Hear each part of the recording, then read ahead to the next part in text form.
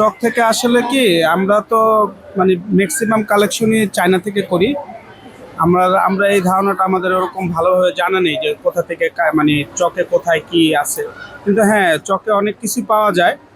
এখানে কোয়ালিটিরও ভিন্নতা আছে, যে যেরকম ভাবে আর কি নিয়ে কালেকশন করতে পারে। আমরা বেশিরভাগ প্রোডাক্টই চায়না থেকে ইম্পোর্ট নিজেরাই করে নিয়ে আসি। চকে অনেক কিছুই পাওয়া যায়, আবার অনেক কিছু পাওয়া যায় না, যার যেরকম রুচিসম্মত সেভাবেই নিয়ে আসি। আমরা বেশিরভাগ কালেকশনই আমরা নিজেরা বাইরে থেকে নিজেরাই নিয়ে আসি।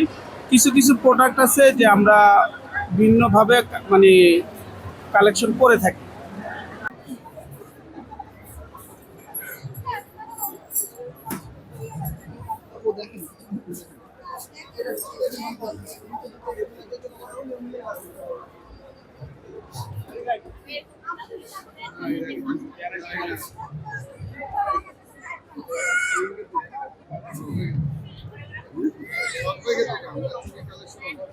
এখানে দেখতেছি কাশ্মীর, তারপরে ইন্ডিয়ান জিনিসপত্র বিক্রি হচ্ছে, হয়তো বা সেগুলো ভালো। দেখি, আমি এইখানে ওই পাশে একটা স্টল দেখেছি জামদানি শাড়ির, ওইখান থেকে একটা জামদানি শাড়ি নিয়ে যাব আর কিছু কসমেটিক এগুলো নিয়ে চলে যাব। জামদানি শাড়ি তো প্রায় সবসময় বেশি থাকে, আসে 8,000 আছে, 10,000 আছে।